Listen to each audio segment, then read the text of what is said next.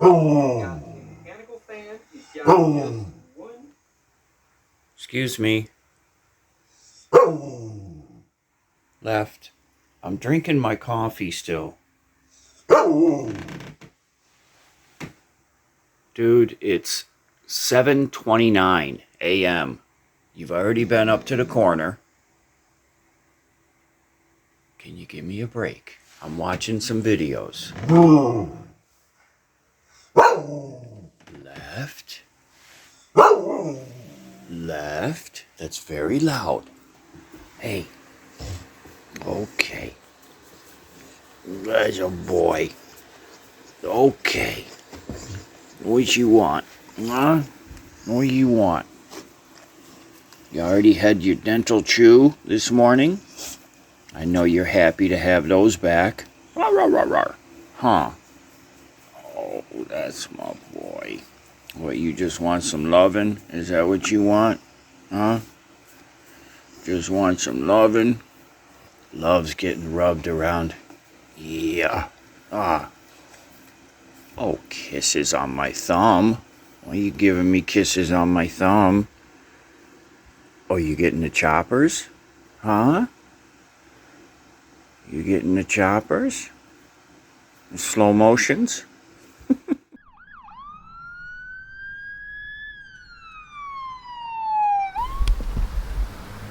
Favorite part of the day.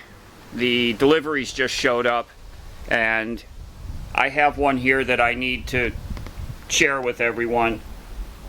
You know, I've been, well, I kind of told you I was stressing over what to do with the front end of the truck and the sway bar bushings.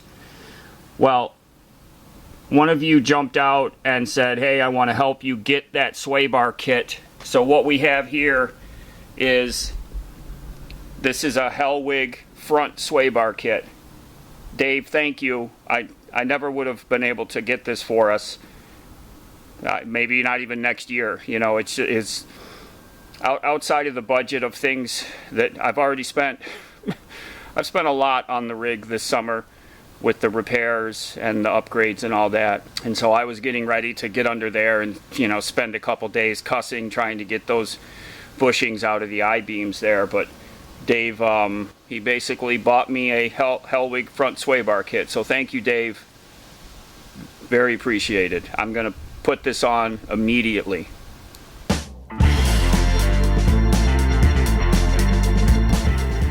Hi, everyone.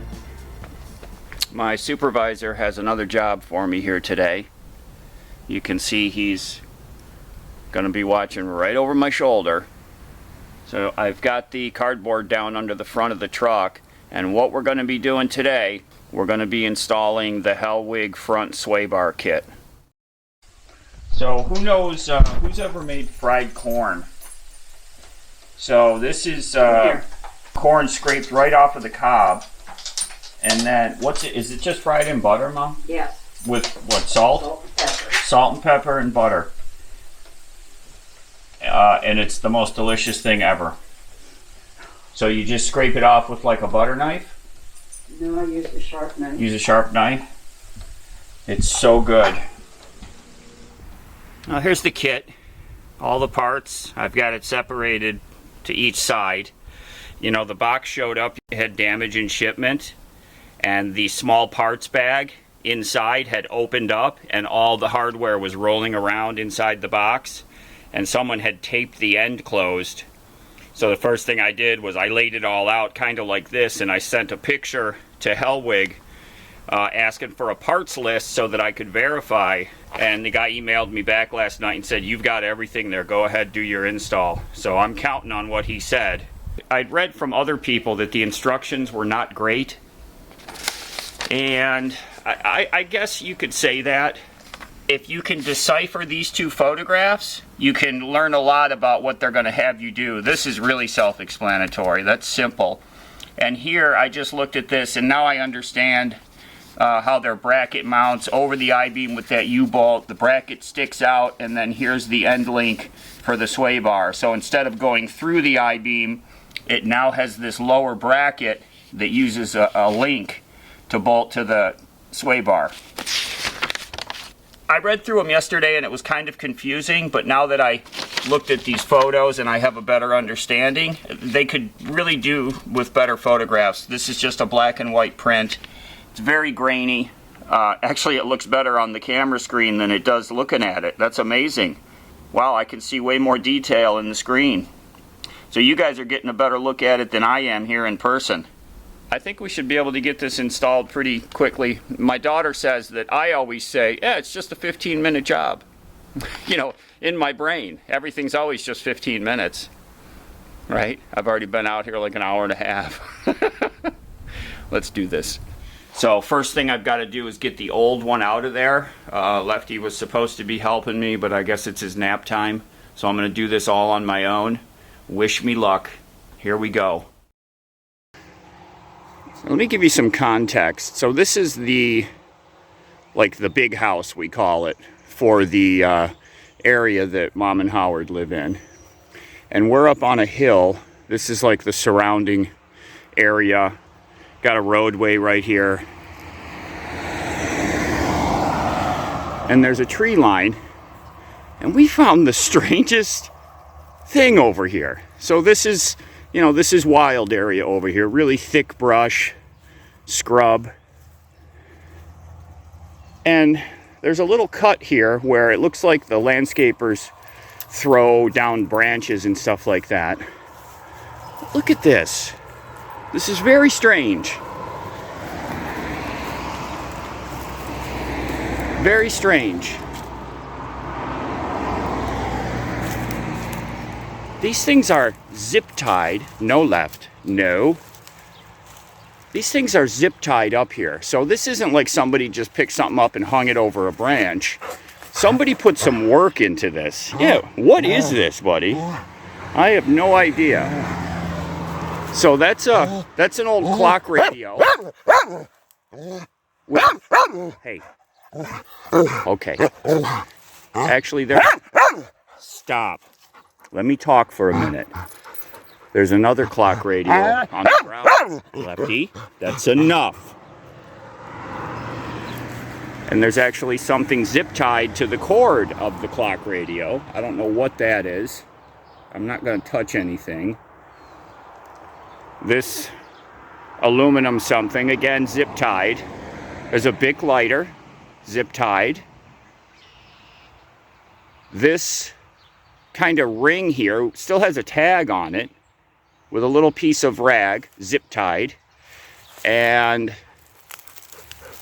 this actually looks like you'd pick up your photos from CVS. Oh, it's empty. And then the cord for the clock radio, which is very elegantly up here, around, then it goes behind, and then it's over here and tied up in several knots. And again, another clock radio over there on the ground with its cord kind of haphazardly thrown up, but very odd. I mean, I always try to figure out, you know, I do speculating and try to figure out why stuff is where it is. This is bizarre. It's very, it reminds me like of Blair Witch kind of stuff, you know, where you find oddities kind of chained to the trees out in the forest. You know, very strange. If anybody has any ideas, I don't know if this is some pagan ritual. It's to honor the clock radio gods. Okay, yeah, that officially hurt. That's the most expensive giveaway gift, and not because of the size of the package or anything. It's shipping costs have changed for sure, because I've shipped heavier items than that for much less money. Hey, look at how much this costs, Lefty. Look at this. Look. I know you're trying to lick away the pain. Here, you want to lick my wallet? Because that's where I got the most pain. Yeah. So I've always said that, you know, the giveaways, the shipping and everything is on me. And that's the thing. That's my thing, you know. Wow. I'll tell you what. The shipping companies have made more off the sale of that fan than the manufacturer or the vendor on Amazon or anybody, because it got shipped, you know, from overseas, then it got shipped from the manufacturer to me, and then now I'm shipping it to the giveaway winner. So the shipping companies have really made out on that box. It's been, well, it's been all over the world for sure. So this is the old bar right here, and it attaches to the frame. You've got one of these on each side, and then right here is what I was talking about. This is where it goes through the I-beam, and there's a rubber bushing in here, and the OEM bushings also have a metal sleeve that has to be removed from where it's pressed into the I-beam, and that's what the real bear is. I've read stories of guys spending hours just trying to hammer it out. Other guys take a Sawzall and put the blade in the hole, and you're cutting through the metal of the bushing without going into the I-beam, and then you can get it out a lot easier. So I don't have to deal with all of that, thankfully. They've got some type of bracketing system that attaches it to the I-beams with the brackets and bolts. So the first thing I got to do is get this thing out of here, this old one. And I've read some stories about you have to raise the truck for it to clear. So we're going to find out. So really it's just these 4 bolts, for the 2 here on this bracket, and then 2 down there on that bracket. And the bar is loose, and then you can just pull it out. It just goes through the I-beams like a pin through a hole. It's not bolted or anything. And I can see how bad my bushings are. They're really bad.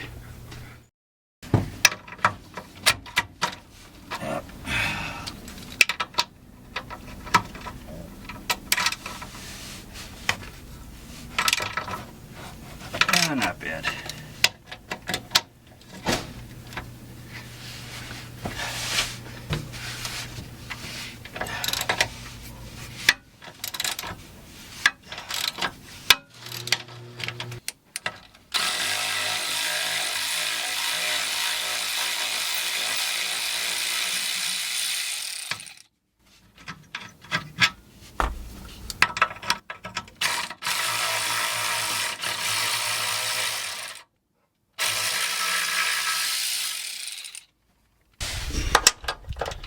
Same thing on this side. Breaking them loose with the ratchet. They're pretty tight.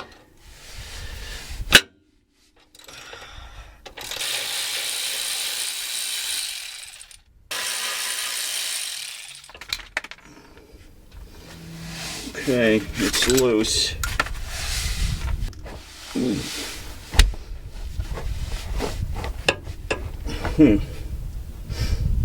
This one. Yep, steering arm is in the way. How do you do this? These are the split style. I wonder if that means they've been replaced. These have the split in them already. So these may have been replaced at some point.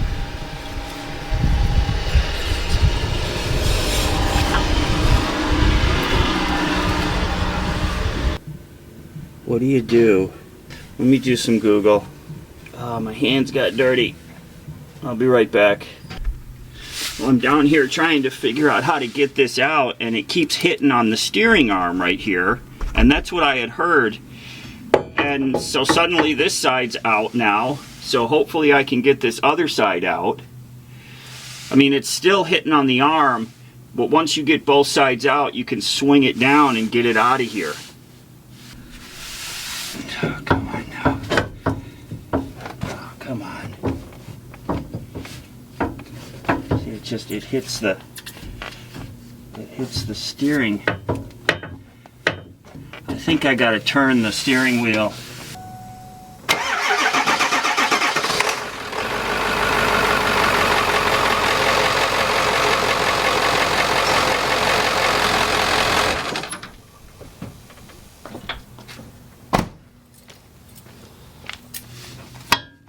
Oh, shit.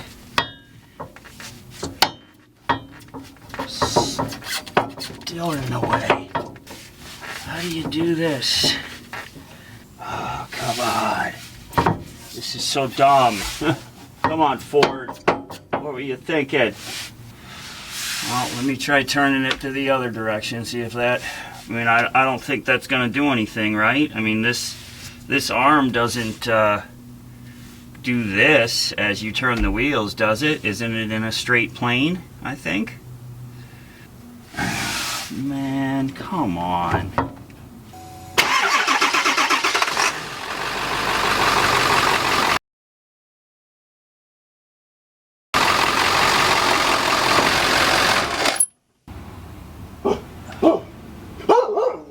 Lefty. He just ripped the hook right off the wall, the whole board. What, she was a new girl? You didn't recognize the smell? You had to get farther than you normally do? Okay, I got it. So this is what it took. I turned the wheels to the left just enough so that this narrowest part of the steering arm was right where the bar was coming up. So I turned the wheels about 15-20 degrees to the left, to the driver's side, and that put this narrowest part. So it was the difference between this diameter and that diameter where the bar was hitting that left me just enough. So now the other end already had popped out, so I put my foot down here and raised it up as high as I could, yanked on this, got it very close. Then I took a screwdriver on the end of the bar, because it was almost out of the bushing, and popped it, you know, because it's rubber here. So I popped it and got it to jump out. So it will come out. Turn the wheel to the left 15-20 degrees to line it up to this. Get the other side out first. It seemed to come out really easy. Raise it up as high as it will go at that end, and then get a little giant screwdriver, a pry bar down here, and pop this end out. We got it. Let me show you something that I found. And I don't know why or what caused this. These are the two bushing brackets. Look at this one, how deformed it is. See the difference?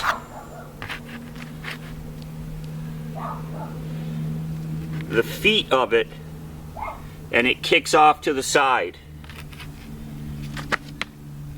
See this? So it got pushed back at some point. Don't know why. That one, you know, these are pretty much 90 degrees straight up. Not this one. See, it's been kicked that way. I wonder if they hit something. They meaning not me.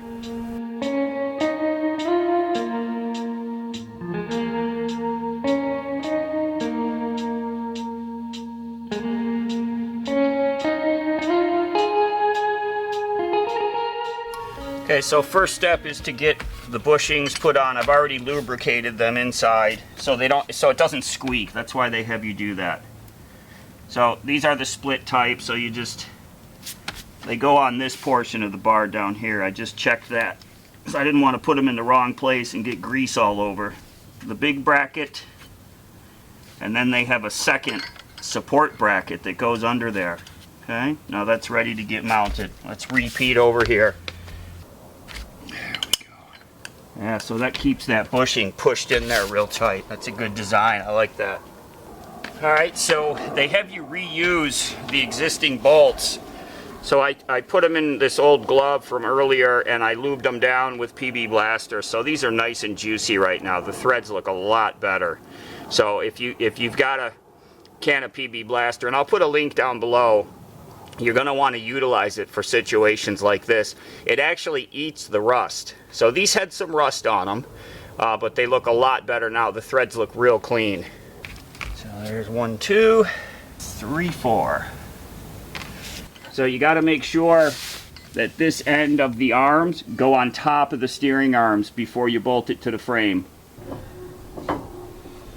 Yep. All right, let me get this in here. Bolt a jack under the bar to help support it.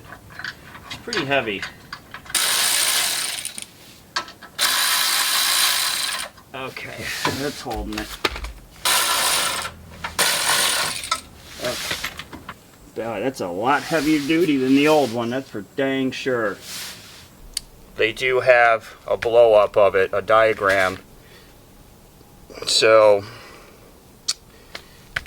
well, that's just for the link. That's not for the U-bolt.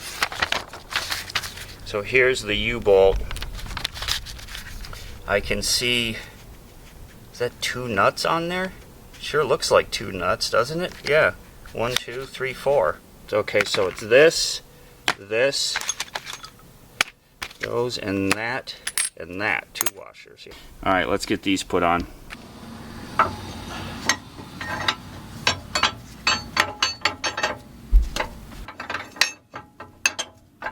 So there's the U-bolt, and then this assembly, this arm goes on here. Maybe there's something kablooey with my front end.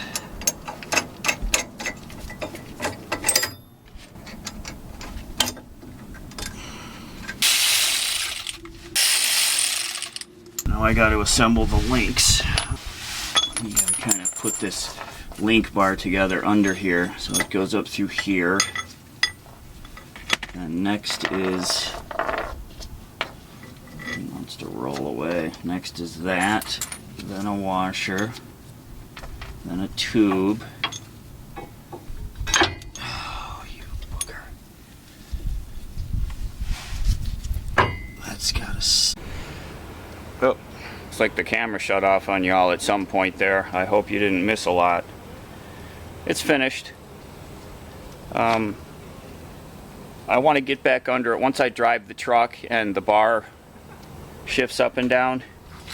It says step 8 is with the wheels straight and full lock left and right both. Bounce the vehicle, make sure there's clearance to all undercarriage components, wires, fuel lines, wheels, etc. I would need 8 of y'all to come with me and get on this bumper to bounce this truck up and down. Sudden wind coming up. I do want to check it after it settles in. So